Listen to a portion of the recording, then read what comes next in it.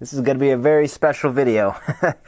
I didn't think I was going to get this car. I thought I was going to just miss out on it, and I was going to accept the failure, but I was able to get it for the price that I wanted it.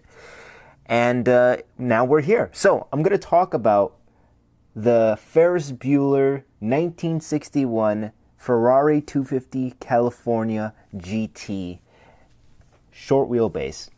And man, I have so much to say. Ferris Bueller is one of my favorite 80s movies of all time. Back to the Future is number one, and then you have Back to the Future is number one, then you have Indiana Jones, and then Ferris Bueller ranks amongst fifth, I believe. It is such a good movie. I love this movie so much. And one of the most unforgettable things about that movie is the Ferrari. Cameron Fry's dad's Ferrari, to be exact. And although it met a unfortunate fate at the end of the movie, spoilers, it was still a very, very memorable car. A car that I wish that I could own. And unfortunately, I'm never going to own that in my lifetime because these things are extremely rare. Less than 100 were made. And it's a $17 million car. So I'm never going to be able to afford a car like that. But what I can afford is a 1/18 scale version of it, which is what I'm going to showcase. And the collector inside me is screaming not to open it because it looks so peaceful in its packaging. But I feel like Ferris, and I just have to take it out. I just got to take it out of the packaging. I just got to show you guys how beautiful this car is. I try to make conversation with the guy that sold it to me because I had to know how he was able to get this. And he wasn't very chatty. He just told me that he had a friend that worked for Mattel, and he bought this with a load of other stuff. So he was one of the lucky ones. And this is a limited edition model. Only 5,000 were made. I don't know if you guys can see that, but only 5,000 were made, and this is 544 of 5,000. So I'm going to unpack it from its packaging. I'm going to do that off camera, and then we're going to look at the car and talk about it. So here we have the Ferrari 250 GT California unboxed. And this thing is a sight to behold. It is such a beautiful car. I don't have a turntable big enough to rotate this, but I'm going to use my hands. And of course, you guys are probably going to laugh at me for using rubber gloves. Haha, very funny. The reason I'm using rubber gloves is because I don't want to get any kind of fingerprints on this. And this car, it's pretty easy to get fingerprints on this car. So there are a few things that is wrong with this car that I'm going to get into in a little bit, but I don't want that to be the main focus. I just want to basically look at this beautiful car. It's just such a beautiful car, and this is one of my dream cars to have. If I had $30 million, I would spend it on this car. This is such a beautiful and iconic car. It has a timeless look to it, and we're just gonna turn this around just to look at the details. Just look at the tail lights. This is actual lensed taillights. This is when Hot Wheels was detailed, when they used to make everything with detail. And they still do, but this is where they knocked it out of the park. So I just want to make a disclaimer. When I was unboxing this, and I had a lot of problems unboxing this, mainly because when I was unboxing it, the hood wouldn't open up, neither would the trunk. So I remember like getting something flat, like a knife, trying to pry, and you guys are probably gonna cringe. I'm so glad I didn't do this on camera. But you guys, I was like just trying to pry this thing open, and it just would not open. And I'm like, okay, I can't break this. I really don't want to break this car. So I ended up looking around, and underneath there were cable ties. So there was a cable tie here, and there was also a cable tie somewhere around the engine bay. And this is what the car is going to look like underneath. Look at all that detail. This is such a beautiful underbody. It's the most detailed underbody that I've ever seen. The transmission, the differential. This is such a beautiful car. There's a description over here That's just pretty much just saying that this is Ferrari, we licensed it, yada yada yada. So let's look at the interior. I'm gonna take you guys to a different camera angle right now. So we have an aerial view of the 250 GT California, and this has the most immaculate detailing that I've ever seen for an interior. If you guys guys probably can't tell, but the floor is actually like fabric. I'm just gonna open this door so you guys can have a better feel, better look, or angle I should say, and the floor is just detailed immaculately, just like the real deal. It's made out of this fabric that I can feel, and the seats, they're not real leather, but it does have a good, nice feel to it. I think the Back to the Future DeLorean that Hot Wheels made, the Super Elite, also had the same texture. And as you guys could see, that is the Ferrari logo on the steering wheel. So again, Hot Wheels is a glutton for detail, and they just continue to just knock it out of the park with this. I'm absolutely just stunned. Let's check under the hood, shall we? Wow. Now, this is the most detailed engine bay I have ever seen. This thing is fantastic. You just have the radiator all the way up in the front. It looks like it even has a fan. This is a V12 engine. Just look at it. Just wow. I'm just blown away with how much detail this engine bay has, because normally Hot Wheels did release a 250 GT California, but it was not like this where it's like an elite. It was more so like a very cheap version that had the same engine, but it was never as detailed as this. You can just see the piping right here, the fire extinguisher, the oil filter, a whole bunch of the oil filter is literally right there. So now we're going to talk about the front of the car, and there goes the very, very famous, iconic Ferrari logo in the grille. And you also have these really beautifully domed headlights. And that's one of my favorite things about this car, is just the headlights.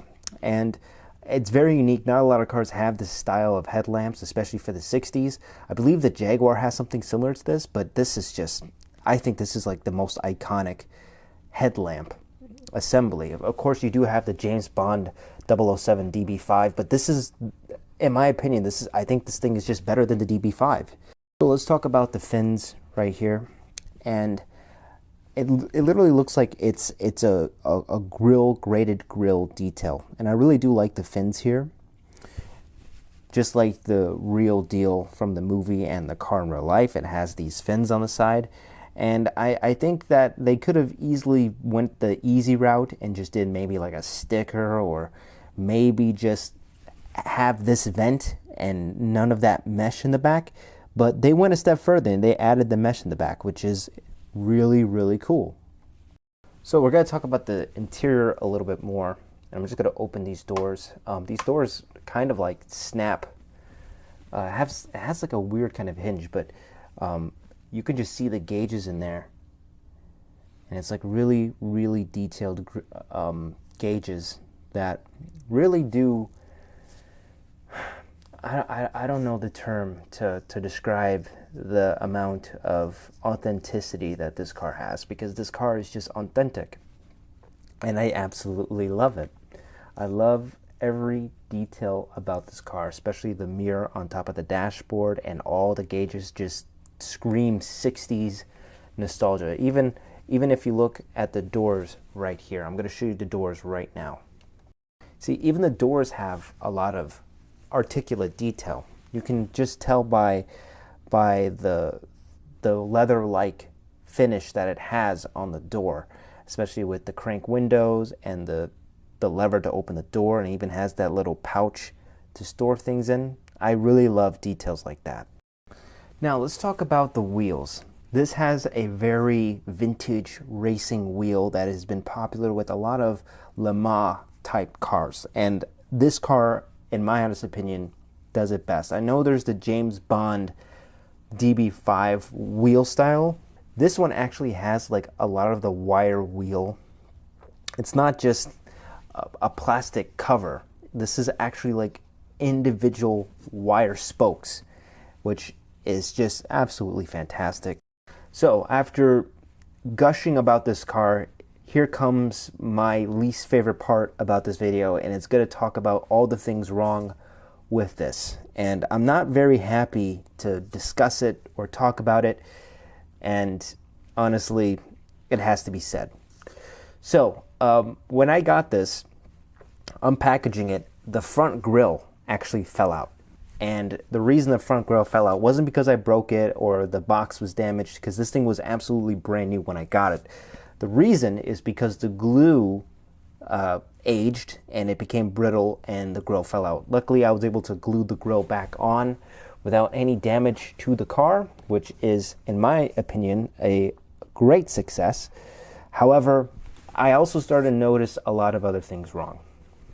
So, I don't know if you guys are going to be able to tell this, but there are a lot of paint defects with this model, and it's happening all in the rear trunk. Those are paint bubbles.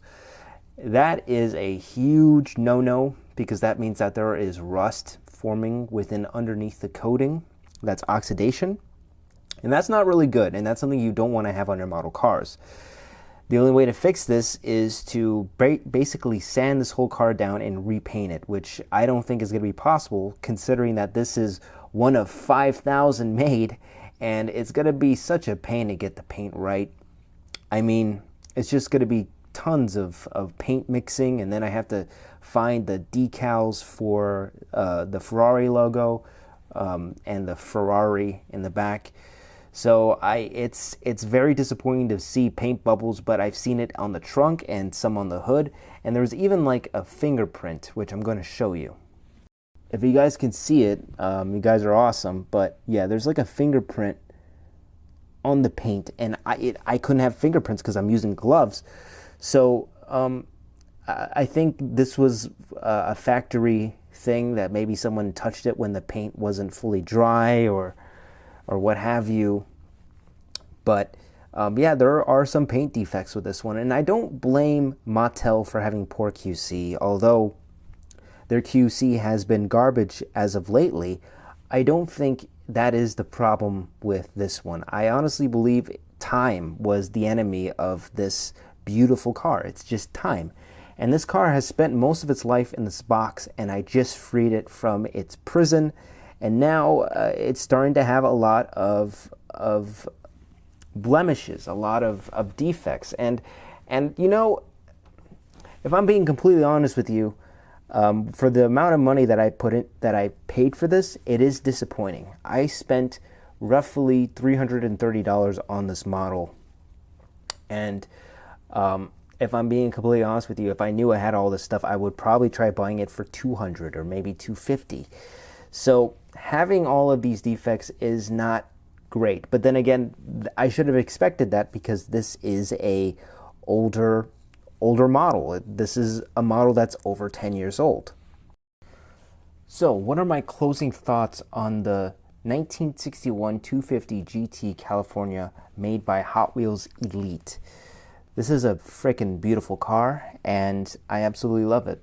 What I don't love is the age of this model. This model has probably not been taken care of, and of course there's a lot of paint bubbles, and that's stuff that I'm willing to accept, because at the end of the day, this is a Ferrari model done right. I do believe that this is possibly one of the better looking Ferraris in the world, and it's one of my favorite Ferraris next to the Magnum PI Ferrari.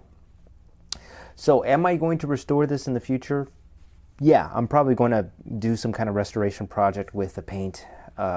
Again, it's this is literally 544 out of 5,000, and I'm glad that 544 is mine. I really do love having models like this that just ooze with detail. Let me know what you guys think in the comments below, and I'll see you guys in the next one. Peace.